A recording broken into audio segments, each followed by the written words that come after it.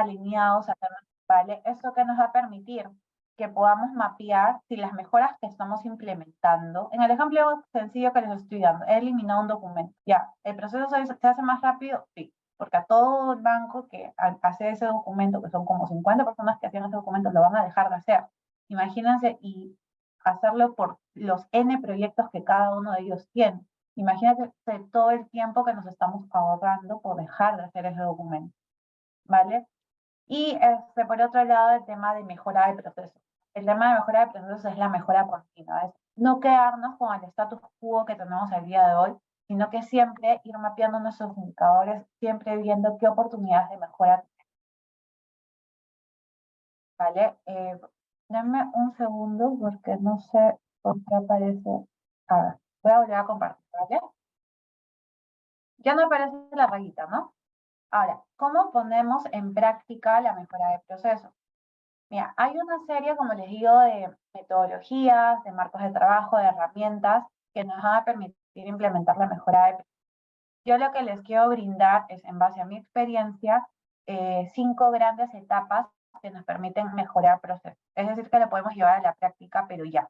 Si yo al día de hoy me encuentro en mi organización, sé que hay un proceso que no es eficiente, que no es eficaz, como les comenté en mi ejemplo, ¿no? Yo solita me di cuenta, oye, ¿esto por qué lo estamos haciendo? No es necesario, no es eficiente, no agrega valor al proceso. Y pueden encontrar inclusive puntos de dolor, problemáticas mucho más graves en sus procesos. Este es un marco de trabajo que les puede ayudar, ¿vale? Y también para que las organizaciones tengan también un lenguaje común. O sea, cada vez que alguien quiera mejorar procesos dentro de la organización, lo haga bajo un mismo esquema, bajo una misma herramienta. Por eso es importante que en la organización la alta dirección, los altos mandos sean conscientes de la importancia de la gestión por procesos y también capaciten continuamente a su personal, o ellos también se encuentren capacitados y concientizados acerca de la importancia de aplicar la mejora continua de la gestión de procesos. ¿Vale? Entonces, sin más introducción, este marco consiste en 5 grandes etapas, que es el lanzamiento, donde identificamos quiénes son los intervinientes, quiénes son los stakeholders que se ven impactados directa o indirectamente por los resultados del proceso. Se define cuál es el objetivo y el alcance del proyecto de mejora de procesos. Se realiza un análisis en el cual se modela el proceso. Como les decía, hay muchas formas de modelarlo. Yo recomiendo que sea el BPMN. Se identifican cuáles son los KPIs o los indicadores del proceso. Luego está la etapa 3, cuando tú ya has analizado, vas al taller de ideación. Oye, ¿qué problemas se presentan y qué ideas o qué mejoras yo propongo? El cuarto paso, que es la propuesta, yo defino y diseño, dibujo cuál es mi proceso aspiracional y también defino una hoja de ruta. ¿Cómo voy a llegar a tener ese proceso aspiracional? Capaz necesite hacer compras de alguna herramienta nueva, capaz necesite reorganizar al equipo, tal vez necesite implementar cambios, ya no enviamos correo, ahora enviamos por formulario, ya no lo hagamos de manera manual, mejor automaticémoslo, o ya sabes que hay que implementar un workflow, o ya sabes que hay que implementar un nuevo checklist, qué sé yo, lo que fuera. Y finalmente, pero no menos importante, la implementación. En este marco de trabajo yo lo que propongo es que se haga siempre bajo metodologías ágiles. ¿Y en qué consiste esto? Que se haga mediante pilotos, prototipos, mediante MVPs, ¿no? Y eso nos va a permitir también medir los indicadores y saber si estamos mejorando realmente el proceso o no. Entonces, acá entro un poco más a detalle, qué es lo que realizamos en el análisis, ¿vale? En el análisis tenemos que realizar entrevistas, ¿vale? Para yo conocer mi proceso, en caso yo no lo tenga mapeado, debo entrevistar a los intervinientes. Y seguro alguno de ustedes que en algún momento ha hecho entrevistas relacionadas a procesos, cuando preguntas, oye, ¿cómo haces esta actividad? Oye, ¿y a quién se la entregas? ¿Y esto de quién lo recepcionas? Todas esas preguntas, a la vez que tú estás entrevistando a la persona, también hacen catar, ¿no? Y te van comentando puntos de dolor. Así que es súper importante que en ese momento nosotros también estemos apuntando tanto el proceso como se dan con las actividades actuales, como los puntos de dolor que impiden. busquemos, o las mejoras que también nos vayan recomendando durante esas entrevistas. Ahora, puede darse el caso también que no sea posible dar una entrevista, tener una entrevista. Entonces, realizamos un job challenge.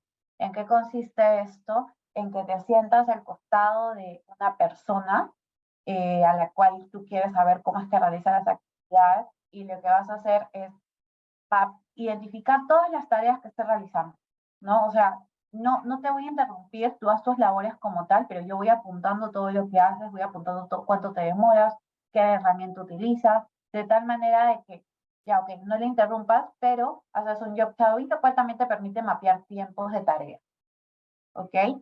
Identificas los KPIs, lo que le decía, los Key Performance Indicators, los indicadores de desempeño. ¿Qué es un KPI? Te permite validar cuál es el desempeño del proceso en el día a día. Por ejemplo, un KPI puede ser el tiempo de atención. Yo tengo un proceso que es de contratación de tarjetas, por ejemplo. ¿En cuánto tiempo desde que yo solicito mi tarjeta me la entrega?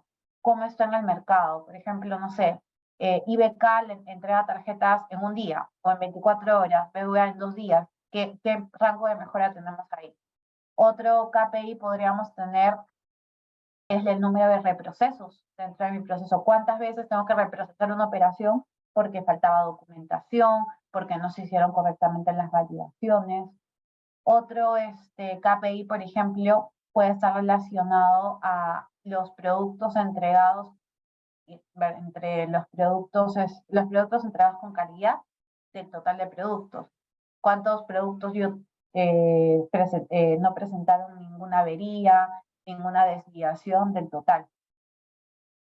¿Vale? Para ello, también va a ser importante que una vez que yo tenga esa información, también aplique en el análisis las 7 herramientas de la calidad.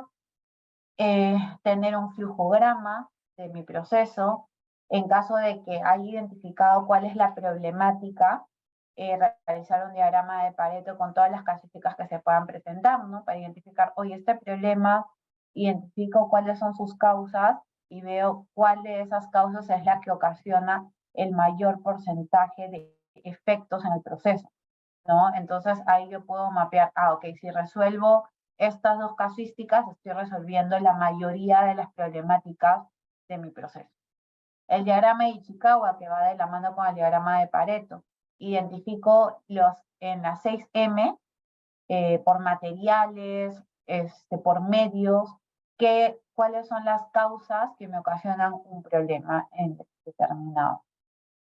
El histograma también me va a permitir analizar la información de mi proceso. Si tengo información cuantitativa, eso me va a permitir tener y poder identificar tendencias o poder identificar desviaciones dentro de mi proceso. Capaz en un mes tengo más quejas que en el otro, capaz en una determinada semana o en las últimas semanas del mes se me acumulan todos mis casos, todos mis procesos. Entonces, ¿qué es lo que yo puedo hacer en esa situación? Esto va acompañado también de dos herramientas de la calidad, como son el diagrama de dispersión, que me permite analizar 2 variables, donde una de ellas es, digamos, la constante, ¿no? Por ejemplo, una puede ser el volumen de operaciones, que yo voy a tener un determinado volumen de operaciones, y el otro puede ser el número de errores de operaciones.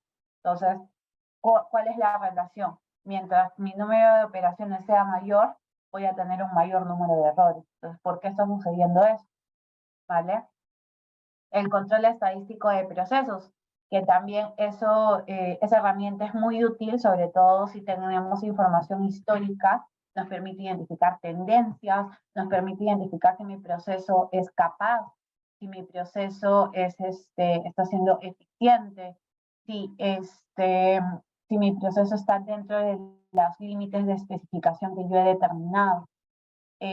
También en caso de que yo quiera extrapolarlo a futuro a un mayor volumen de casos, me permite ver si está dentro de la curva normal, o sea, dentro de sus estándares de calidad, validar si está cumpliendo con el Lean Six Sigma y en base a eso ver si yo lo puedo extrapolar, ¿vale?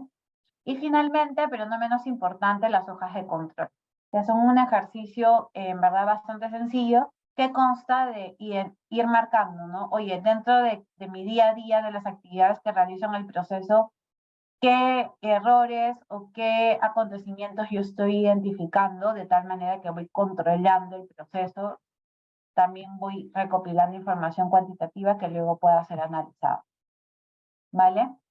Y otras herramientas que también se pueden utilizar, por ejemplo, en el caso de que estemos mapeando procesos que son de cara al usuario externo o a clientes externos, es el mapa de empatía. Si yo quiero mejorar un proceso que es para un cliente externo, es una herramienta que la podemos ver en la metodología ágil de Design Thinking, que es de mucha ayuda. Luego, para modelar el proceso, y esto yo siempre lo digo, es indiferente la herramienta que utilicemos, ¿vale? Podemos modelar hasta en una PPT. Lo importante es que modelemos bajo un lenguaje común, que en este caso puede ser un flujograma, un POC, un BPMN, y lo podemos hacer en Chart, en Visio, en SAI, en ARC. Por ejemplo, en el curso que dictamos en el diplomado de procesos, aprendemos cómo usar Visio, también aprendemos cómo usar Visai, y es más, hay un curso determinado en el cual tú puedes ver cómo simular procesos en Visai. ¿Qué es simular procesos? Tú diagramas tu proceso, PMN, y mapeas los tiempos, mapeas todas las casuísticas que puedan presentarse, todas las reglas que se presenten, de tal manera de que cuando yo lo simulo puedo ver, oye, ¿cuánto tiempo me demoraría en caso vaya por la casuística A? ¿Cuánto tiempo me demoraría si voy por la casuística B? ¿Cuántos reprocesos tendría en caso vaya por la casuística C? ¿No? Es una herramienta bastante útil. ¿Ok? Me van avisando si hay consultas o preguntas, chicos, por favor. Acá yo estoy atenta al chat, ¿vale? Bueno, ahora, una vez que yo ya tenga mi diagrama de mi proceso, ya haya mapeado el ANSYS, ya lo haya analizado, ya tengo información tanto cualitativa por las entrevistas como cuantitativa, realizo un taller de ideación. ¿En qué consiste un taller de ideación? Tú ya tienes tu proceso ASIS, tu proceso actual mapeado. Entonces vamos a identificar en conjunto con todos los intervinientes, no tú solito, en conjunto con todos los intervinientes, cuáles son los puntos de dolor relacionados a mi proceso, composites rojos, y cuáles son las mejoras que yo propongo para resolver esos puntos de dolor, composites amarillos. ¿Eso cómo lo puedo hacer? En caso de que esté presencial, lo que hacíamos, por ejemplo, era imprimir los procesos en papelotes gigantes, así de 3 metros de ancho por 1 metro de alto, y con todos los intervinientes íbamos revisando el proceso. ¿Y qué pasaba en esos talleres? Que a veces los intervinientes, como les di el ejemplo, ¿no? De hoy día, el del departamento de finanzas no sabía que ese documento se necesitaba, y el departamento de ingeniería me decía, oye, sí, mándame este documento porque se lo voy a pasar a finanzas porque finanzas lo necesita. Si yo no le preguntaba el de finanzas, si yo no le explicaba el proceso, finanzas nunca me iba a decir, oye, ese documento no se necesita, ya no lo pedimos. Pero por costumbre se estuvo haciendo. Y eso muchas veces pasa, que los departamentos entre sí, cuando no están bajo una gestión por procesos, cada uno actúa por silo. Cada uno tiene sus propios objetivos, cada uno se ocupa de sus propias actividades, no se comunican entre sí. Pero ya en la gestión por procesos lo que te permite es ver cuál es el rol de todos los intervinientes en este proceso de inicio a fin, en este proceso end-to-end, como le llaman, ¿no? De inicio a fin, donde yo veo las actividades de cada uno de los intervinientes y ahí me empiezo a dar cuenta, mira, ese reporte que yo generaba era útil para esta área. O, mira, esa actividad que yo hacía era necesaria para que pueda continuar el proceso. Si yo no lo hago a tiempo, no vamos a poder entregar el producto o el servicio a tiempo.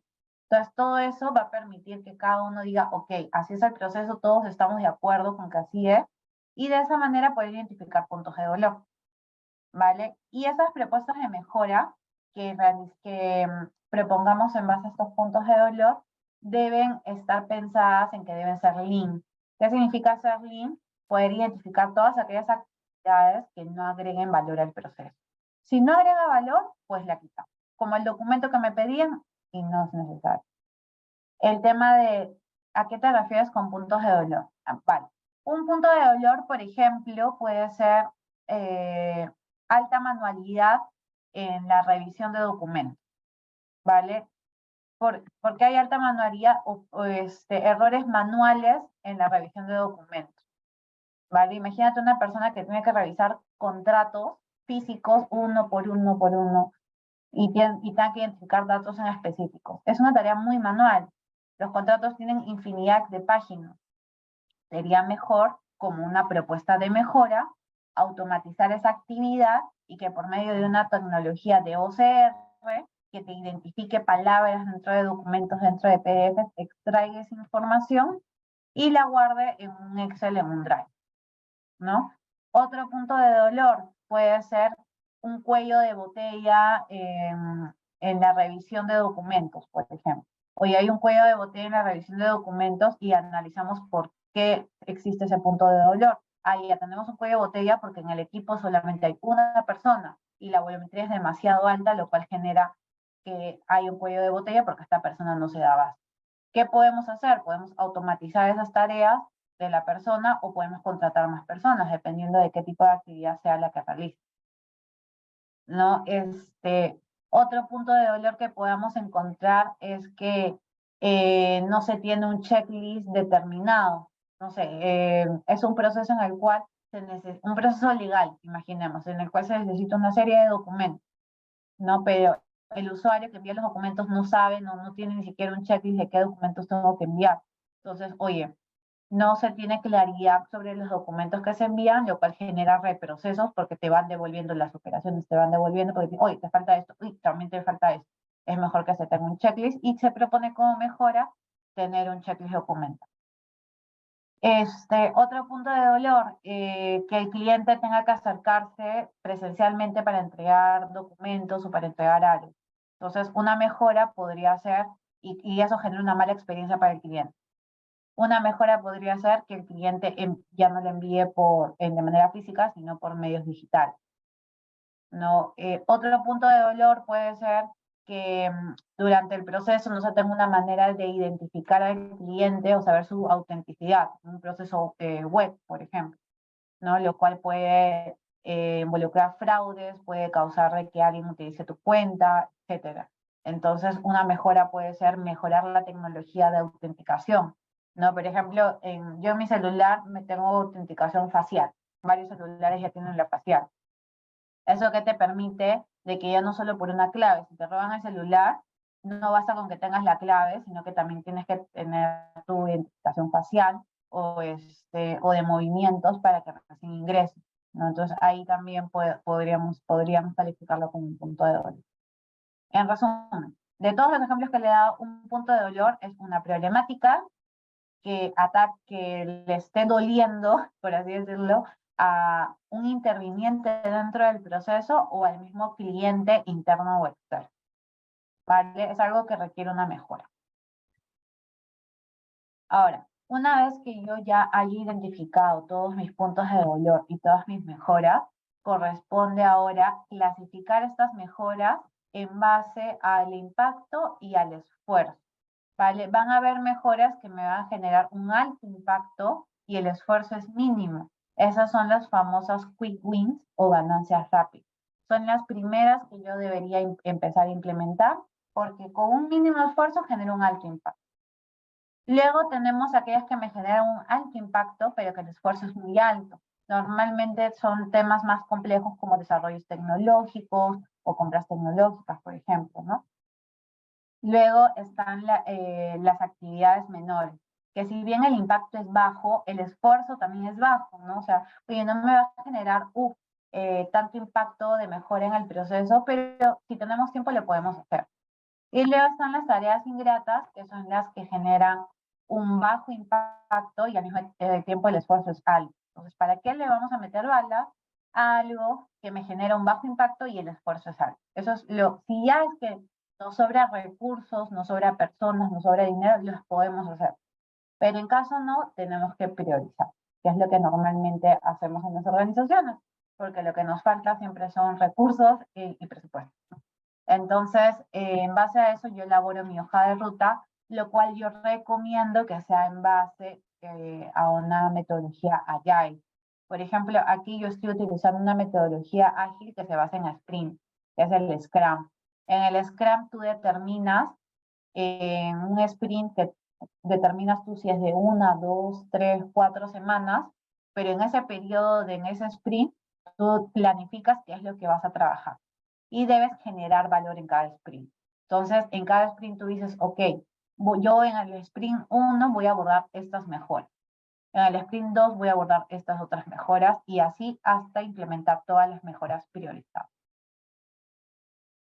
¿Vale? Entonces, hasta acá, no sé si hay alguna duda o consulta.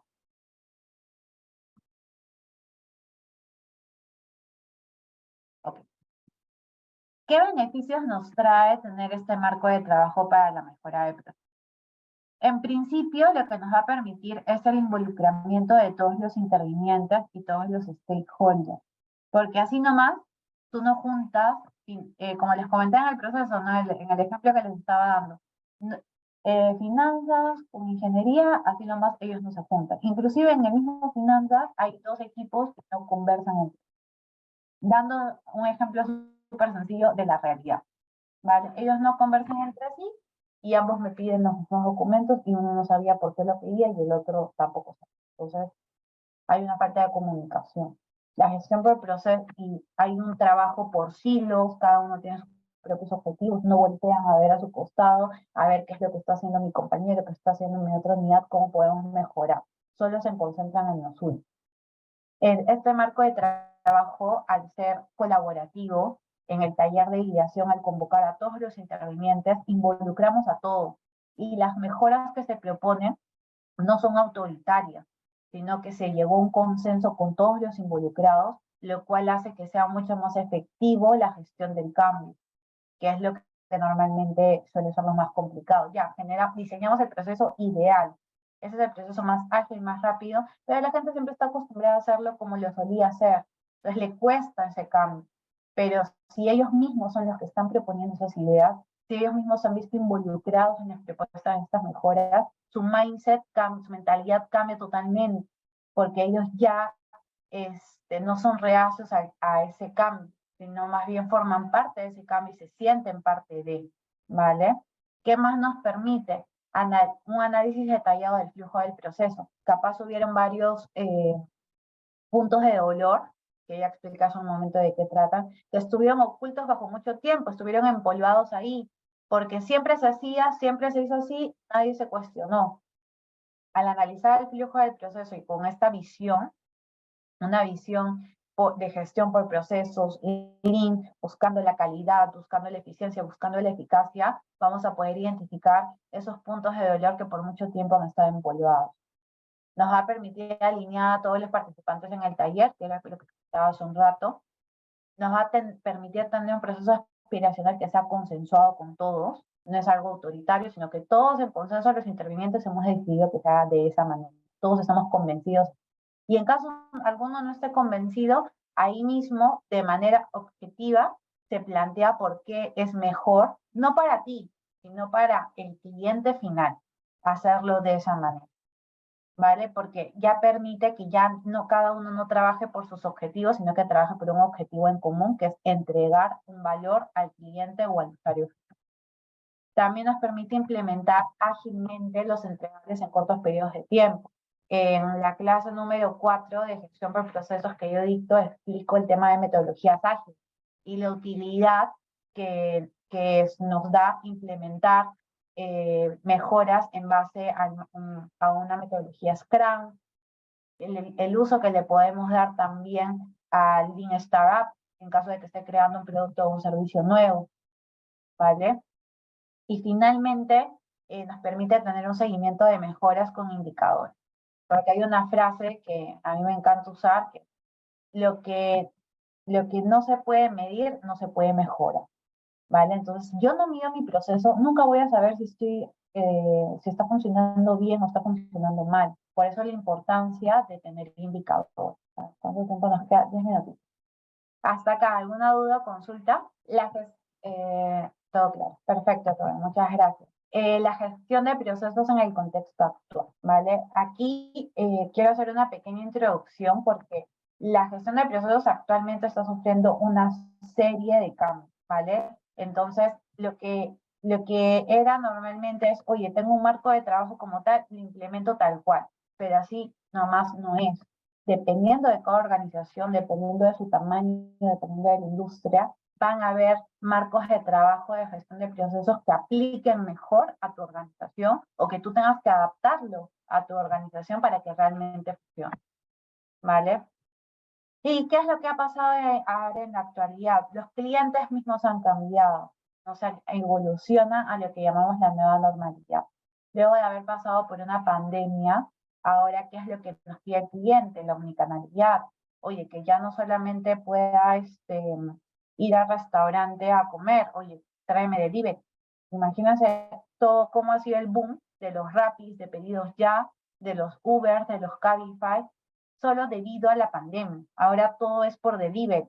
Hay personas que por evitar riesgos, por estar, digamos, con COVID tal vez, ya no prefieran salir de sus casas, prefieren que todos les traigan por delivery, inclusive las compras del supermercado. El tema de la sostenibilidad, los clientes ahora son mucho más conscientes acerca de cuidado del medio ambiente.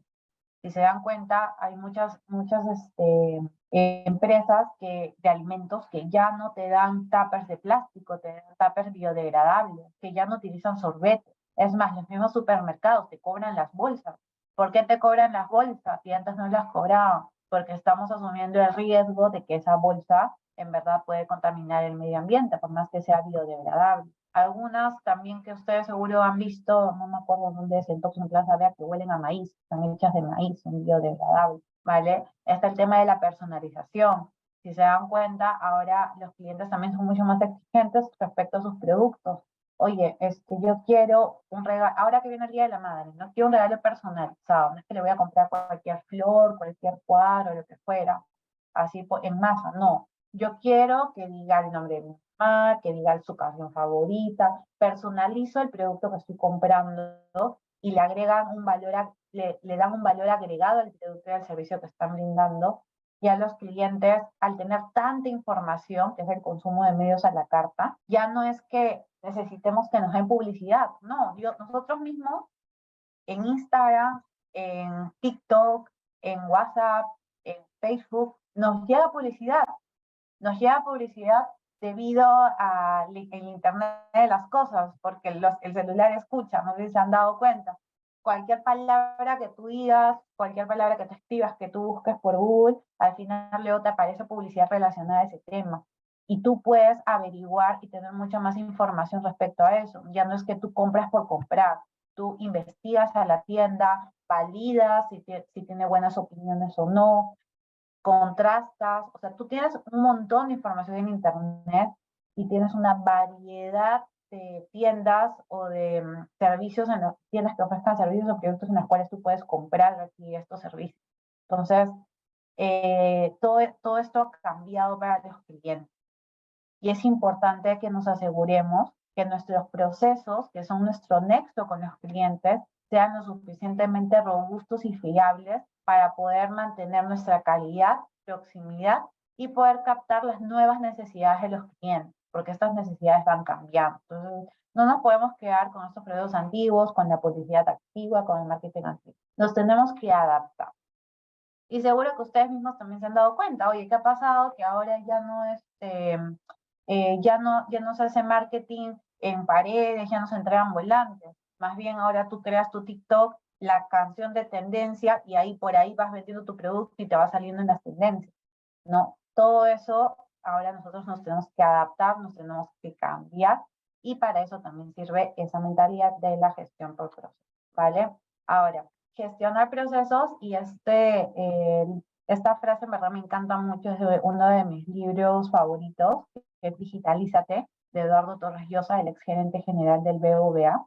Lo escribió en el 2020, lo pueden encontrar en internet, me parece que está $30 por ahí, que nos dice que gestionar los procesos con una visión end-to-end como uno de los pilares de la transformación digital en la empresa, que es uno de los pilares de la transformación digital en la empresa. Él nos cuenta que hay 3 pilares de la transformación digital: el uso de herramientas tecnológicas, de trabajo colaborativo, ahora, sobre todo ahora, ¿no? Que hemos estado 2 años trabajando desde nuestros hogares en home office. Qué importante es tener herramientas tecnológicas de trabajo colaborativo, que yo pueda editar una presentación y que al mismo tiempo mi compañera también lo pueda editar. Que yo esté editando una hoja de cálculo y mi compañera también lo pueda editar al mismo tiempo. Qué importante es tener pizarras, Trelos, que nos permitan interactuar con mis compañeros en el acto, de manera colaborativa, ¿no? Bueno, ahora que ya estamos presencial, esto se ha visto repotenciado, pero en verdad es uno de los pilares claves para la transformación digital. Inclusive, en mi caso, a mí me ha permitido trabajar con personas que están en España, que están en Colombia, que están en México, tener reuniones con ellos y tener talleres con ellos sin necesidad de que yo tenga que estar presencialmente allá. Gestionar los procesos con una visión end-to-end es el segundo pilar. Y finalmente, las capacidades analíticas. ¿Qué hacemos con tanta información que tenemos? Es clave que la información que tengamos relacionada a nuestro proceso la podemos explotar y utilizar adecuadamente para beneficio de la organización. Entonces, en resumen, acá lo que nos dice Eduardo Torres y eso sobre procesos es que para mejorar los procesos end-to-end, en el centro de la estrategia y en un mundo digital como el que tenemos al día de hoy, los clientes son mucho más exigentes con los tiempos de entrega. Por eso la gestión por procesos resulta crítica. ¿Vale? Entonces, en este contexto, que la gestión de procesos resulta crítica e importante para las empresas, ya que les permite adaptarse rápidamente a los cambios del mercado para responder con procesos eficientes y satisfacer o exceder las necesidades de nuestros clientes, la gestión por procesos nos va a permitir mantener la competitividad de nuestra organización. ¿Y esto con qué objetivo? Con el objetivo de incrementar la eficiencia en los procesos, en los negocios y también reducir la manualidad, que este es un concepto clave y para esto estoy introduciendo el tema de la robótica, ¿no? Uno, además de la gestión por procesos, una de las maneras mediante las cuales yo puedo mejorar un proceso es siendo más eficiente y reduciendo las manualidades. ¿Esto cómo lo hago? Mediante la robotización, que es el siguiente concepto que voy a introducir. Que me perdonarán, me pasaré unos minutitos, pero espero que se puedan quedar, porque esta parte me es muy interesante y es una favorita. ¿Qué es RPA? RPA, Robotic Process Automation, es un conjunto de tecnologías para la automatización de procesos de negocio que simula o replica las acciones de un ser humano interactuando con una interfaz de usuarios. O sea, ¿qué es lo que te permite? Tal cual todo lo que yo hago en el sistema o todo lo que yo hago en las herramientas, poder automatizarlo o que un robot lo haga. No es que va a cambiar la manera en la cual yo hago el proceso, no. El robot va a hacer tal cual lo mismo que yo hago en mi computadora, pero ya no lo voy a hacer yo, sino que se va a hacer de manera automática. ¿Vale? Para ello es importante saber qué se puede automatizar por RPA y qué no se puede automatizar por RPA. Por ejemplo, lo que sí se puede automatizar es aquellos procesos que sean muy manuales, repetitivos, que estén basados en reglas de negocio, ¿vale? O sea, que no se basen en un análisis muy complejo o que no se basen en un juicio experto. Un RPA no es una inteligencia artificial, el RPA no aprende con el tiempo. Al RPA tú le tienes que decir amarillo, rojo o verde. Y dependiendo de lo que él encuentre, va a seguir un camino o el otro. Son procesos que se hacen, yo no diría en su mayoría, sino al 100% de manera digital, porque tú no puedes automatizar algo que no se encuentre de manera digital. No puedes automatizar, por ejemplo, que te llegue una clave física o en un papelito y eso pasarlo a la máquina. Eso no puede hacer un RPA. Todo tiene que estar digital, todo tiene que estar en el computador. Y procesos estandarizados o con bajo porcentaje de variación.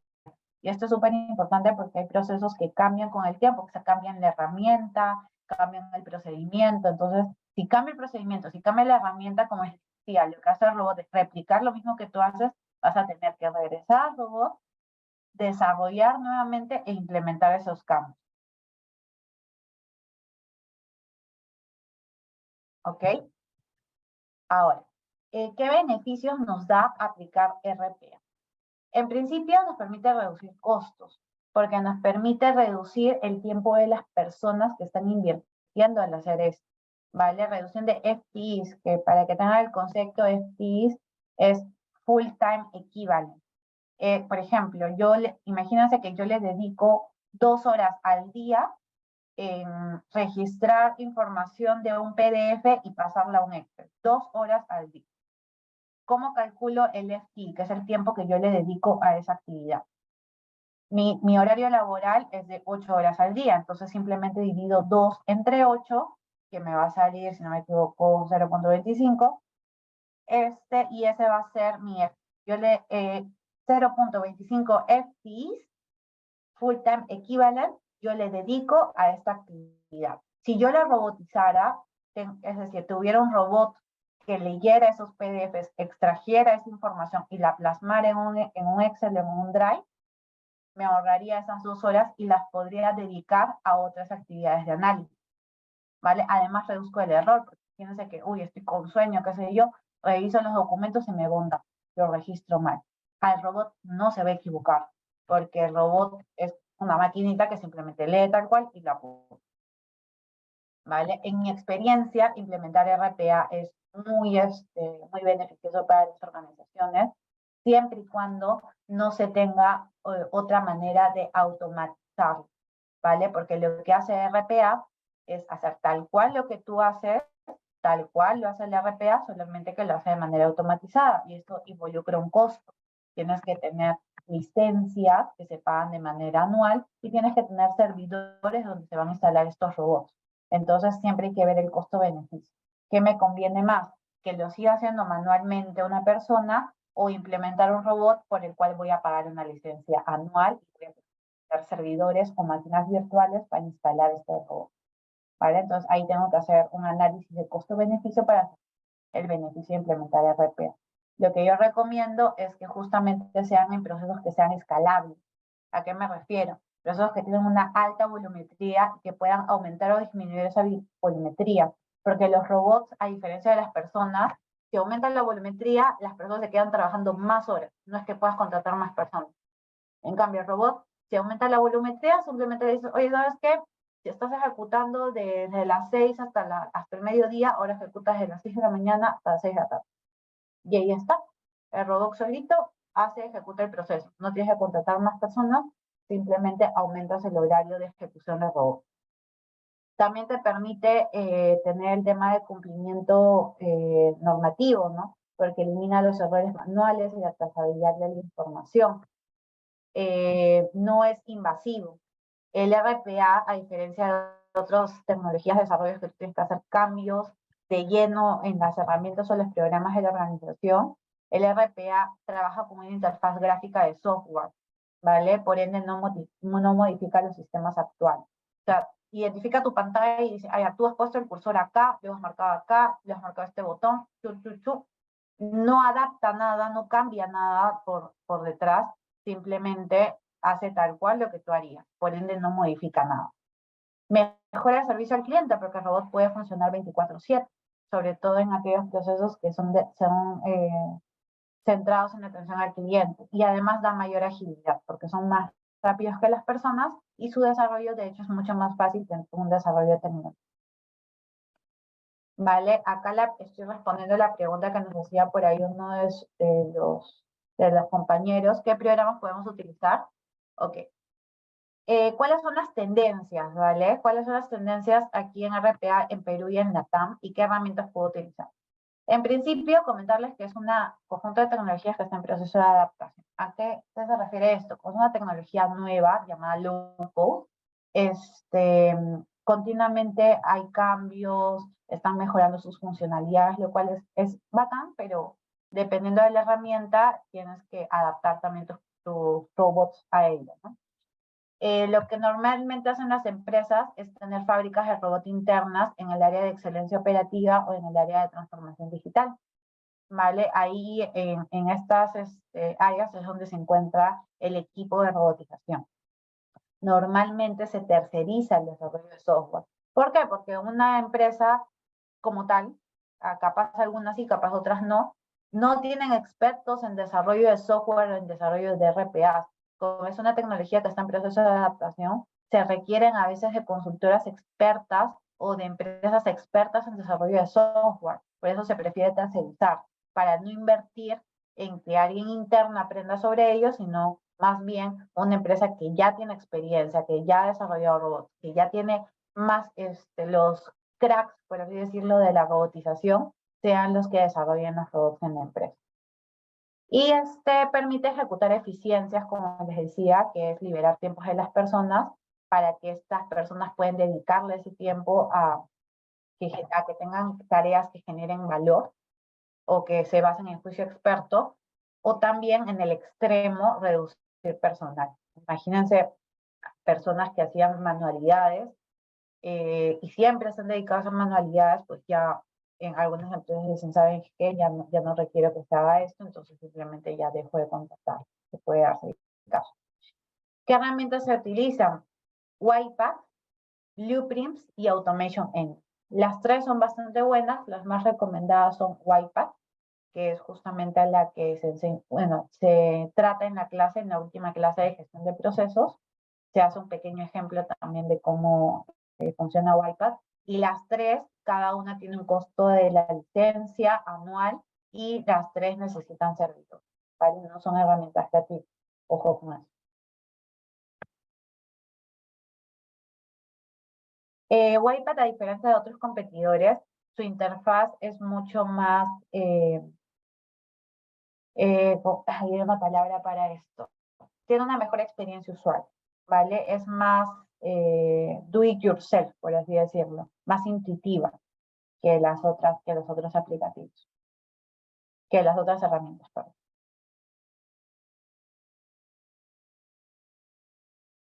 A ver, preguntas por ahí. El